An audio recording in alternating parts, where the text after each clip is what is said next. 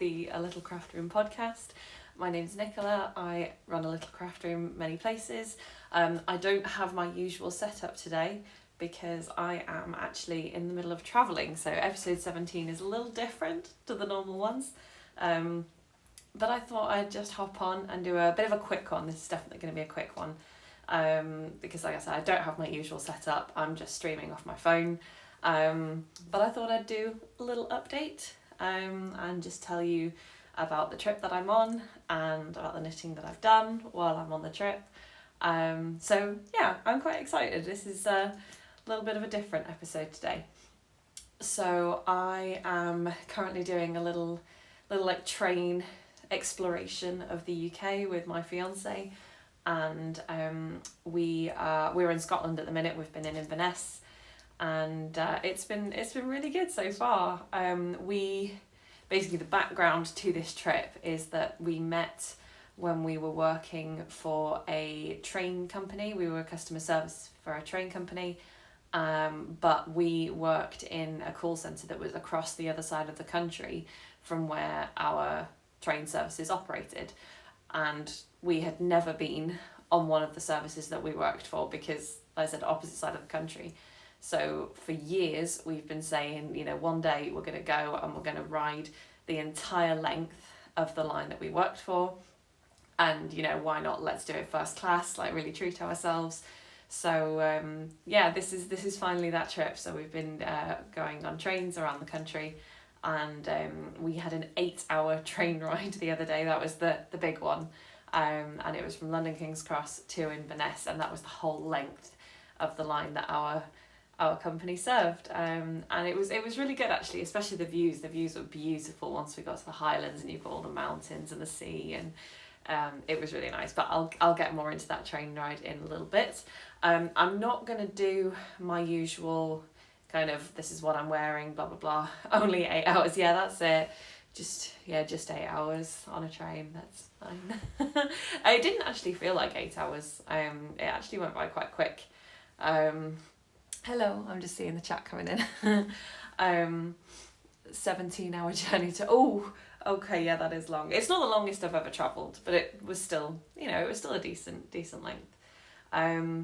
So yeah, like I said, I'm not going to do my usual this is what I'm wearing kind of thing today.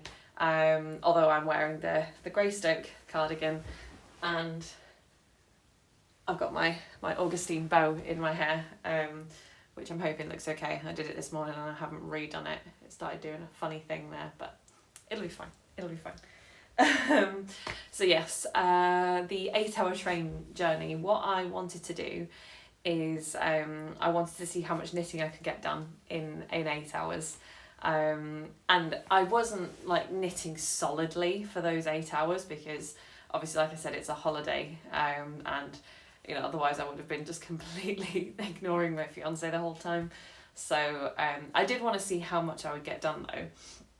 So what I did was at the start of this trip, on our very first train to London, I started my project. So I had decided that I was going to be working on the Accentuating Crewneck by Zanete knits, and I've been using a long avec Anna yarn in this beautiful, let me find 2 unused ones, in this beautiful kind of jade colour that isn't really coming through on my phone in the dark, but it's green.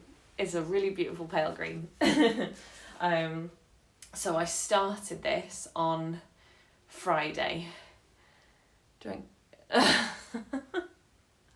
That might have made it feel a little longer if you didn't really do anything.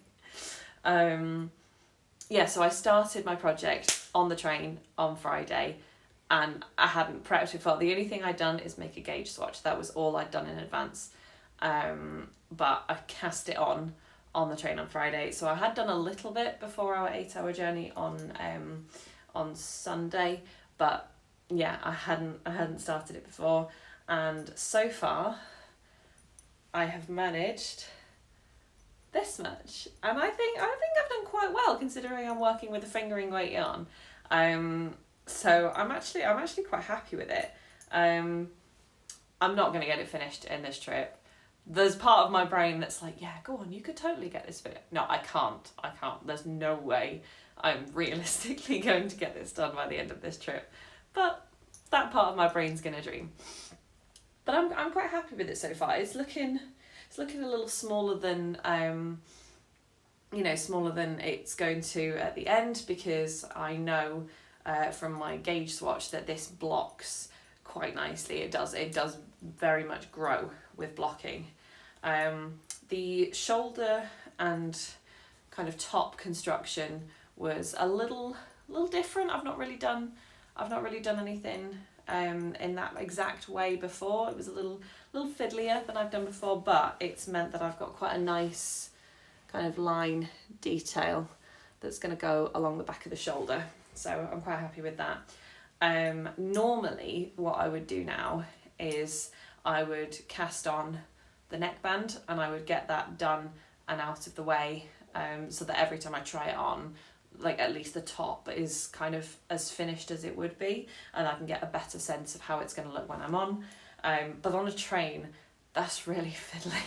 So I'm probably not going to do the way I would normally do for that. I'm probably just going to finish the body and then cast on the neck before I continue with the sleeves. But yeah, I think it'll be fine.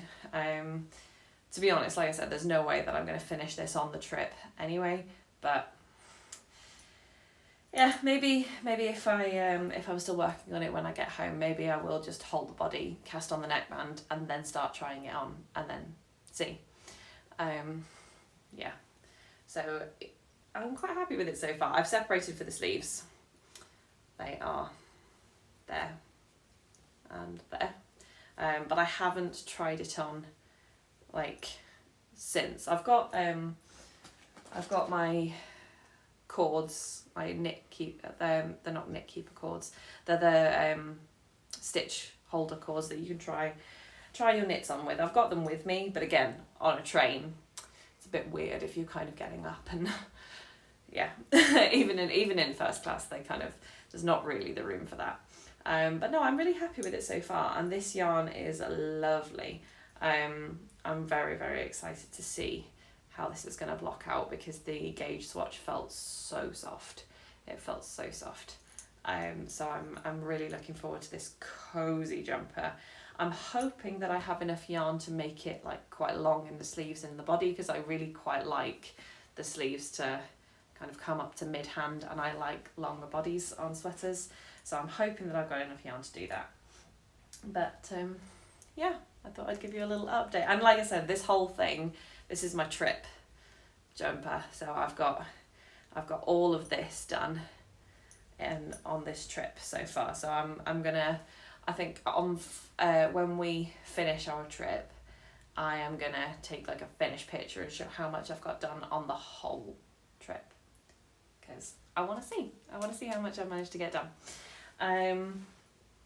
So there we go. That is my little whip update. It's the only one I've brought with me. I didn't want to be hauling loads and loads of projects all around with me, because we're like quite a few different stops, and packing and unpacking and repacking, it's awkward enough without having multiple projects. But yeah, I'm quite happy with what I've been doing so far. And I did say in my last podcast I was going to be grabbing a few little bits and bobs in some yarn shops on the way, and I have. So while we were in London, I did make a trip to Beautiful Knitters, of course, because I had to. I haven't actually been to Beautiful Knitters before either, so I was very excited to go. And I did pick up one or two bits.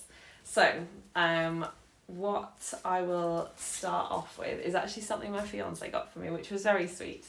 And I'll have to pick up my project again, because they are currently in use.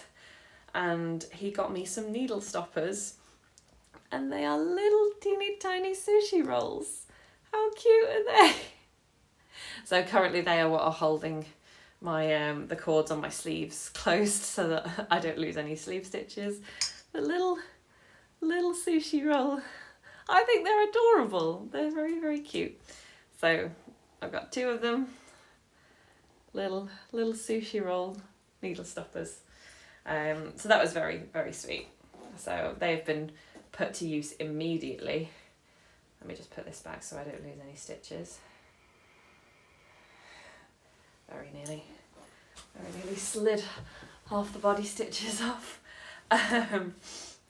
And I also got myself some yarn, and this is what I got. So it is the Wool Barn, which I have some of their yarn already. I haven't used it yet. I've got one of their sock kits, but yet to use it.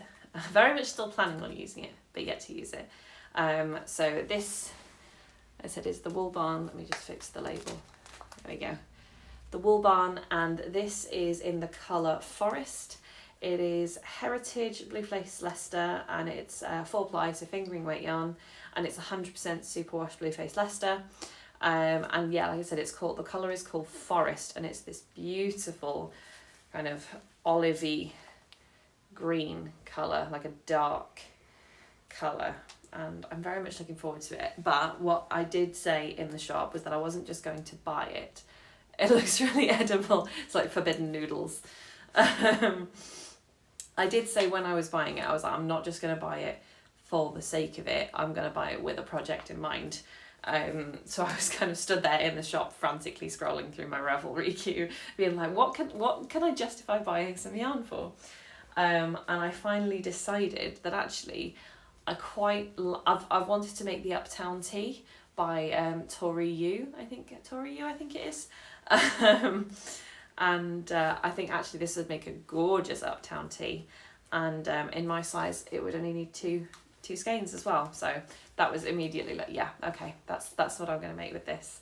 So I bought 2, and like I said, it's fingering weight, so I've bought 800 meters, and I'm really looking forward to making that as well. It's not going to be done by this summer, maybe in time for next spring, but yeah, I am looking forward to that. I think this is going to make a really, really nice Uptown Tea.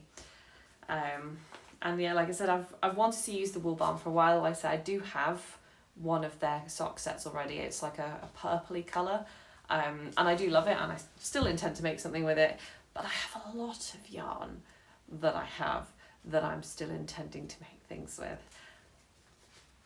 But who doesn't, right?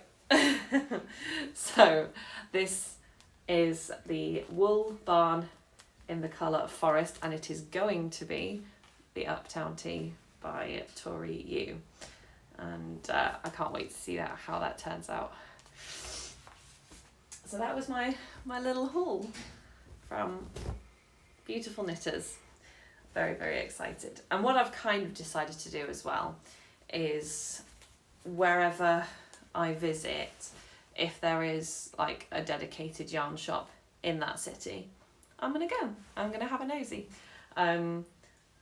Doesn't mean I'm necessarily going to buy yarn there, because that my bank account probably can't take that. But I at least want to have a look. There's always little notions that I can get, little stitch markers or needle stoppers, or I really quite want another row counter, because I was having this conversation in the shop with the people at Beautiful Knitters, because they were all kind of talking about the way they keep track of their rows. One of them was sat there doing tallies. There was someone who just says he counts in 8s and does it that way. But there's something about the actual tactile pressing of the row counter that I find I quite like. I get on with it really well. And also I just like not having to grab a book or anything. I like just being able to pick up the row counter and looking at it and seeing 36 and going, cool, I'm on row 36. I do already have some row counters, but I'm now at the point where I have more projects on the go than row counters, which is really bad of me. It's really bad of me, but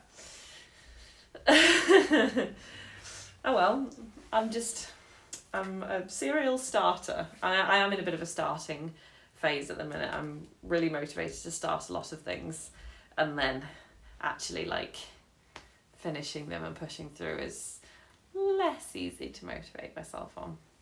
But when you go travelling and you only take one project with you, that's pretty good motivation. So That does seem to work. So that is all of my acquisitions, because like I said, I'm travelling. I'm trying not to carry too much. I have limited room. But I thought I'd do a little bit on what's coming up, because this weekend I am vending at a fantasy roleplay market, so like a fantasy LARPing roleplay market. I'm very, very excited for it. It is the Conclave of Chaos, and it's going to be in Yorkshire, and I am going to be on my own stall. I'm going to be running some knitting workshops, some crochet workshops, selling some little bits and bobs, and I am so excited for this, partly just because I get to, dress up in kind of elven fantasy stuff, which is absolutely my vibe. Oh, thank you very much. I'm totally on board with the nerd stuff. I am an enormous nerd, and part of me is literally just looking forward to dressing up like an elf and running around the forest. But I'm working.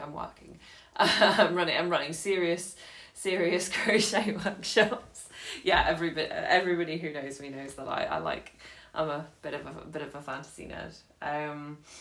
I think I'm gonna take my Accentuating Crewneck as well at the same time. I don't know how much I'm gonna get done. I might be really, really busy, or there might be a chance nobody comes to see me at all. So I'm probably gonna take it.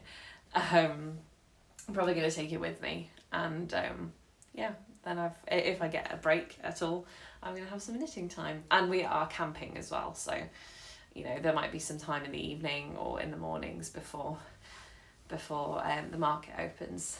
But yeah, I am super, super excited for that. I've got should I tell you what I'm gonna sell? Yeah, okay, let's talk about what I'm gonna sell. I have been designing and making some project bags with my mum. So this is kind of like a joint venture between my mum and I. And we have been putting together some knitting and crochet project bags that I'm going to be selling. I don't have any to show, because obviously, like I said, I'm not at home at the moment. But there's going to be like a few different fabrics, few different patterns on the bags, and I'm really excited. Honestly, there's some of them where part of me doesn't want them to sell because I want one.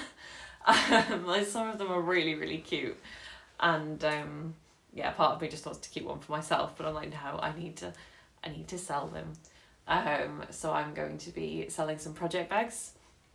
I also have been working with my dad to make some needle stoppers in the shape of RPG dice, which, obviously, huge nerd. I am well excited for that. So there are like 20-sided dice, there are 8-sided dice, 10-sided dice, and they are kind of squidgy needle stoppers, and I'm so excited for that. We also have little magnets, little knitting and crochet themed magnets. I've got like some bits and bobs of yarn to sell, and yeah, I'm really looking forward to it. It seems like it's just going to be a really cute weekend. I'm going to have to try not to spend too much money, because I need to stay on my own stall, and not go and spend a fortune at all the other stalls. But yeah, hello. And I'm hoping that I'm going to be really busy. I am going to be absolutely shattered.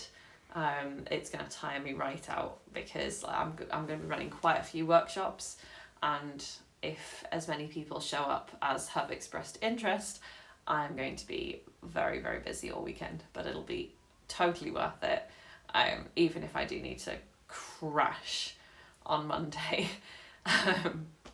So yeah, no, I'm really looking forward to the Conclave of Chaos this weekend. And I did show on my podcast last week that I have finished a project that I kind of kept secret. I finished like a corset style garment that I'm going to be wearing, that I'm very excited about. And if enough people seem interested, then I'm going to kind of write it up fully into a pattern. But I'm very excited to kind of wear that and test it out. I'm just kind of getting all excited now, planning out the outfits that I'm going to wear. So yeah, that is my little update. Like I said, this is a very quick episode. It's kind of like more of like half an episode, really. But yeah, I just wanted to update you on my Accentuating Crewneck progress, my my little acquisitions. Trip's not over. There might be more, but maybe not too many more, because like I said, my bank account is screaming at me going, no, don't spend all your money on yarn. So yeah, a few acquisitions, and then yeah, still preparing for Conclave. Even though I'm not at home, there's a lot of work still being done. Even though I'm on holiday, still working, always working. What's my opinion on Pikmin? I can't say I have an opinion on Pikmin. 48-hour stream, that might actually kill me. I can't promise I'm capable of that. But I will be back to streaming some games on Twitch next week. I can't promise what day yet, because I've got so much on between now and Monday that I'm not really thinking about when. But I will be starting Portal 2 because I've now finished Portal 1. And I will use that as motivation to get back into making my portal squares as well for the portal blanket. I should play Deliverers, the Moon. Oh, I've not heard that one. I'll have to look into it. I'm already looking at what games I will stream once I've finished Portal. I know that Unravel and Unravel 2 is one that I'm looking at. But I'm still kind of deciding which ones I want to do. So yeah.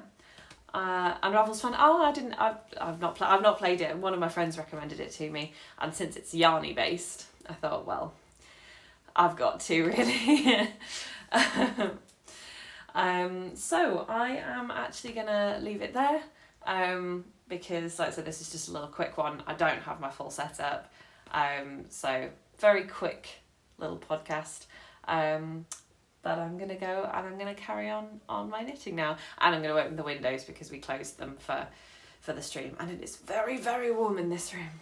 And I'm wearing a cardigan. So, so if you've been joining me, then thank you very much. I really appreciate it. I hope you have a lovely rest of your evening, and I will see you next time. Bye.